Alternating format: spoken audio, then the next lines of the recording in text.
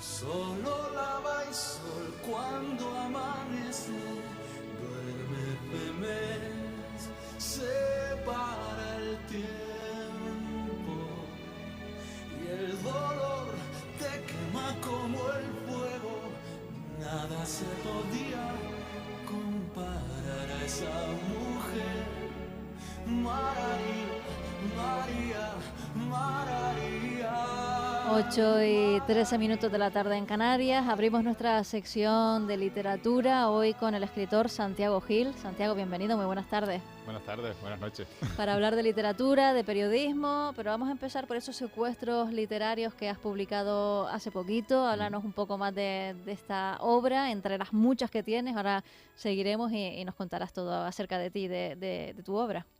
Bueno, esta es una novela que rompe un poco la línea de mis últimas novelas, sobre todo del Mediodía Eterno y del Amor de Galdós, o de la poesía o de los cuentos infantiles, que es lo que he hecho en los últimos 5 años.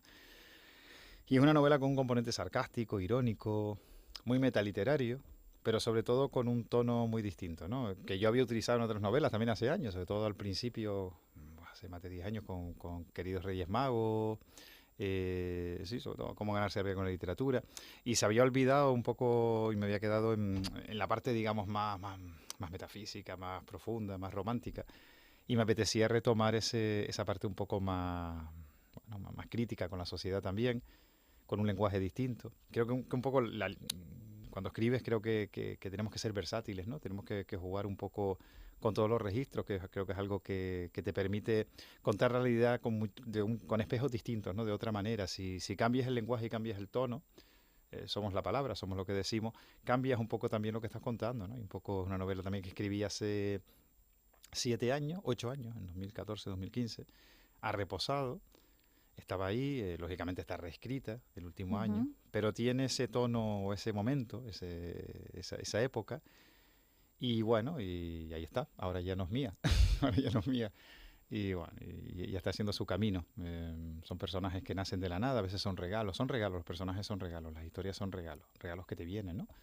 Que cuando luego pasan los años y vas a releer ese libro o lo vas a corregir, yo me olvido lo que escribo. ¿Y Además. cómo es eso, Santiago, de escribir una cosa hace 7 años? Ahora cuando la coges y la relees, ¿la sigues identificando como propia? ¿Te sorprende algo? ¿Cómo es ese reencuentro? Yo siempre suelo dar talleres de escritura, ¿no? Habitualmente, y siempre recomiendo que por lo menos haya un año, 8 meses, 7 meses, pero si puede ser un año entre lo que escribes y lo que publicas antes de volver a coger el texto, el borrador del texto, ¿no?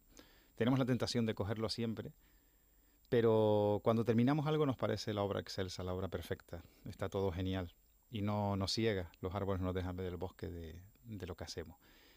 Y a lo mejor esa obra no es más que el camino de otra que vas a hacer dentro de 2 o 3 años. Son puertas abiertas, puertas que vas abriendo, puertas que vas ahí buscando entre sombras, ¿no? Yo hay veces que vuelvo a esas obras, yo qué sé, pues de cada 3, 2 no salen. Pasa el tiempo y no la reconoces. Aquello que te parecía sublime, que te parecía, no la reconoces en este momento, y para mí una obra tiene que reconocerse en cada momento. Da lo mismo que la escribas con 30 que la escribas con 60. Porque cuando salga ese libro no es un libro que tenga fecha de caducidad. Si tú sacas algo tienes que tener en cuenta que quien te va a leer no va a saber a la edad que lo escribiste. Sino Y no puedes jugar un poco en tu contra porque vamos madurando inevitablemente. Cuando recuperamos ese texto no te puede parecer inmaduro. Solo... Esa es una magnífica pregunta, porque es justo la pregunta que me hice yo en este proceso. Fíjate lo que ha llovido en mi vida en los últimos 8 años. Mi vida ha dado vuelcos, saltos cuánticos en mi forma de ver la vida, en mi forma de entender la vida, en mi forma de entender incluso la literatura. Pero en este caso, con esta obra, esta forma que tengo de entender la vida y la literatura no chocaba con lo que escribí entonces. Quizás porque lo que escribí entonces, lo que trato de escribir, cuando algo te sale bien, es para todos los tiempos y para todo momento, ¿no? Y para todo lugar. Si haces eso y si eso lo logras, te acerques cuando te acerques a eso, lo vas a reconocer. Evidentemente, la suerte de ahora, que no la tengo con, no sé, con Los años baldíos o con novelas que publiqué hace 15 años, ahí no me acerco porque no puedo corregir nada. Lo bueno es que aquí puedes corregir, puedes pulir. lo que has avanzado, pues si ves una coma mal puesta, si ves que sobra, pues quité mucho, evidentemente, quité unas 40 páginas, 30 páginas entre una cosa y otra, quitas mucho, rehaces un poquito, pero no puedes tocar tampoco tanto porque cada novela tiene su propio ritmo, su propia música, ¿no? Para mí la literatura es música. El 90% para mí la literatura es el ritmo, el sonido, la palabra, pero sobre todo la música que tenga esa novela, ¿no? Un río que va por debajo, un barranco que va por debajo, un Guiniguada corriendo, y si tocas algo, es como una sinfonía perfecta, cae, ¿no? Igual que si te falta algo, cae. Entonces, puedes acercarte, puedes rozar algunas cositas, pero no puedes tocar lo que es el magma, ¿no? Lo que es la obra. Lo bueno es que cuando tú te acercas muchos años después, yo me sorprendía cuando la leía porque no me acordaba de un montón de cosas que había escrito, y la reconoces, pues bueno, te quedas un poco más tranquilo, ¿no? Yo, particularmente esta obra, te voy a decir por qué la publiqué, por lo que no hubo duda. Porque había personas de mi entorno que la conocían, pero vuelve otra vez a Secuestre. No, eso ya lo que pertenece a otra época. Yo no estoy lo que escribo ahora no tiene nada que ver con lo que escribí con Secuestre. Pero es una historia, son personajes que si no. ¿Y por qué la publiqué? Porque empecé a leer las primeras 15 páginas y me arranqué con 4 o 5 carcajadas, pero carcajadas, ¿eh? Yo que siempre en mis novelas tiendo al lado oscuro, tiendo a la tristeza, me cuentas la vida, ¿no? Siempre de una forma, aunque después la novela se arrastra, evidentemente, si eres fiel a la realidad y fiel a la vida, pues pasan cosas también un poco más sombrías, pero sobre todo es una novela con ese tono irónico, y las primeras 15 o 20 páginas yo empecé a reírme, Dios mío, si me estoy riendo.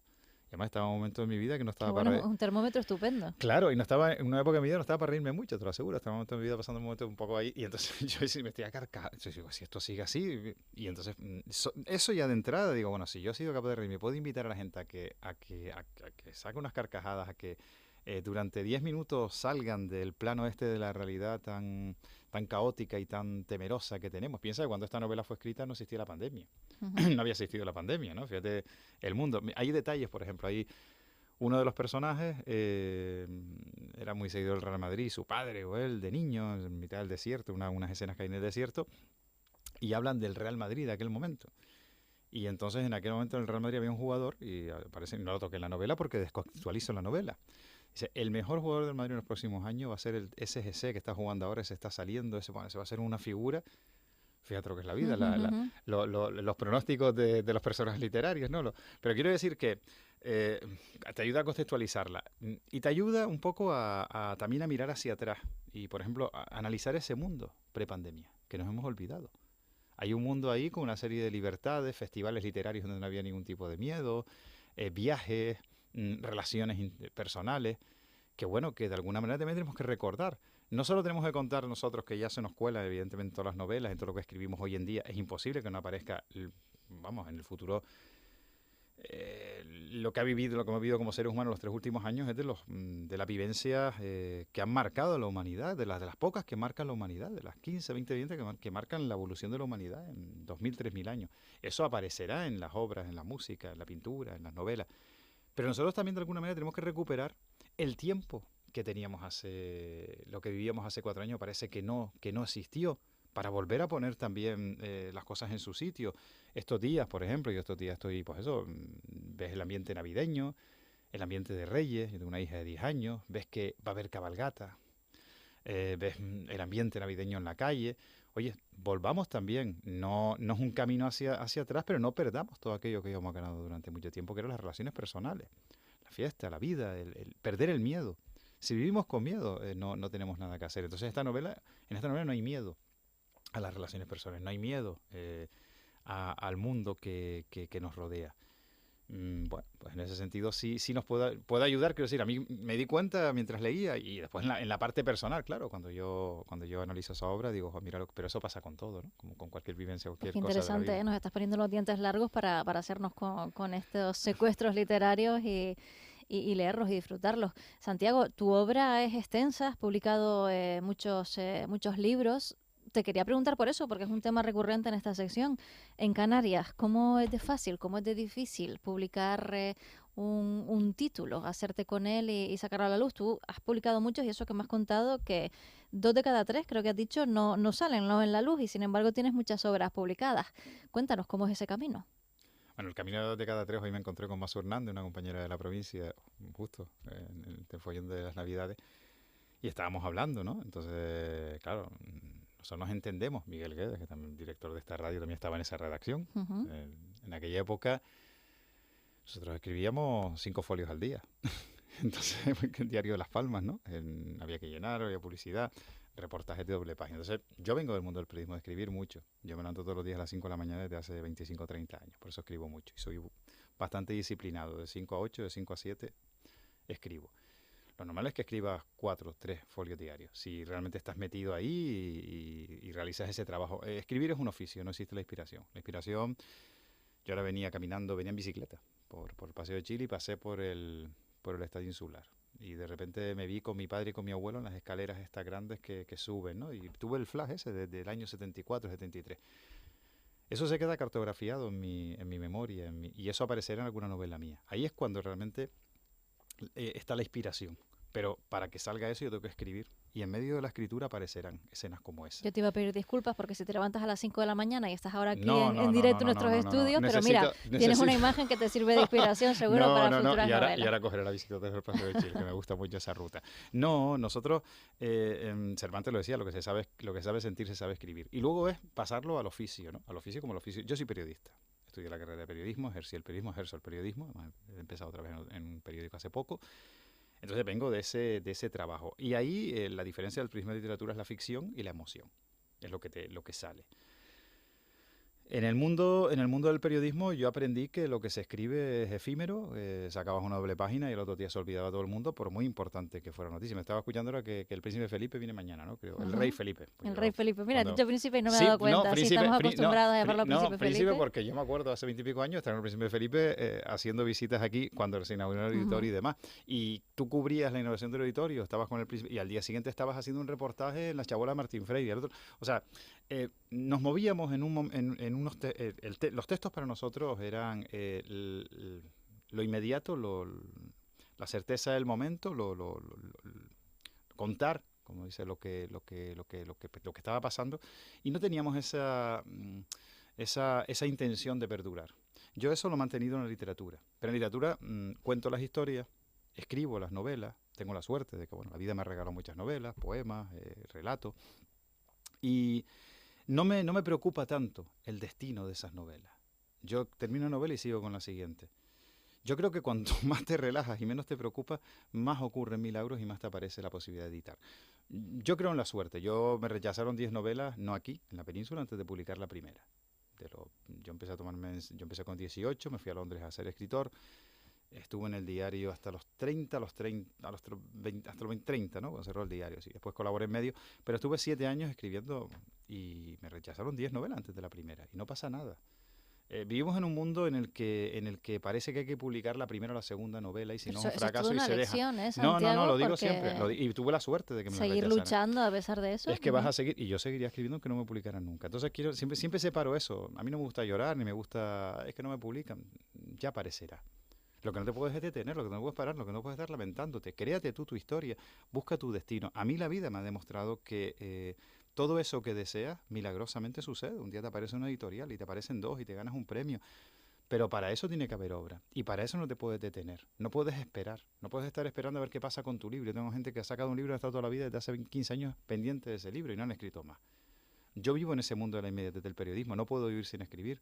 Y si no publicara, seguiría escribiendo. Entonces, yo no hablo de Canarias, hablo del mundo. Yo escribo aquí, pero no escribo para... Esta novela se sitúa, por ejemplo, empieza en Segovia, Madrid, va al Sáhara y más del 60% se desarrolla en Las Palmas de Gran Canaria. Es una novela muy urbana, en la avenida marítima. Pero yo escribo para que me lean en cualquier parte del mundo, en cualquier momento. Cuando no esté aquí, me gustaría que mi obra tuviera vida. Entonces, lo que me interesa es escribir la obra. Y publicar, hay 20.000 posibilidades de publicar. Ya hubiéramos querido nosotros hace 20 años tener las posibilidades que hay ahora de publicar. Hay muchísimas. Otra cosa es la suerte de los libros. La condición efímera del periodismo de antes es la condición efímera de los libros de ahora. 11 años de soledad no aguantaría hoy un mes en la mesa de novedades. Es tremendo, ¿no? cómo se devoran los libros unos a otros, cómo se devora el mercado editorial y cómo desaparecen los libros. Y uno asume eso. Yo me alegro mucho cuando un libro va a una biblioteca, a un club de lectura. Este viernes voy a un club de lectura Medida Eterno, porque ya se quedan salvados. Y cuando los libros hacen un recorrido, ¿no? Un recorrido digital, o de vez en cuando se reeditan. Pero yo animaría, sobre todo a quien nos está escuchando y quiere escribir, que no se planteen con las posibilidades de edición que ya aparecerán.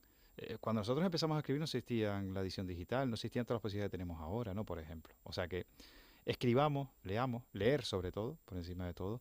Y bueno, y creo que en Canarias nunca se ha vivido un mejor momento literario por eso, porque podemos abrirnos al mundo de una forma inmediata, como ahora aquí en la radio. Se nos ha pasado el tiempo volando, se me quedan preguntas en el tintero. Has pasado de Soslaire por ese taller de lectura, que es el próximo viernes, si no me equivoco, en Telde. No, este viernes en la Biblioteca Insular están todos invitados porque es abierta a las 6:30. Vamos a hablar de la novela con la que ganó el premio Galdós. En Telde, la Casa Museo de En Telde. En Telde clausuramos el taller de escritura el sábado.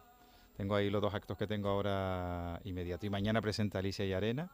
El miércoles, presenta Alicia y Arena un libro de poemas maravilloso, también en la Biblioteca Insular. Y hoy presentaba a Marcos Hormiga, que le he fallado por estar aquí, le pedí disculpas.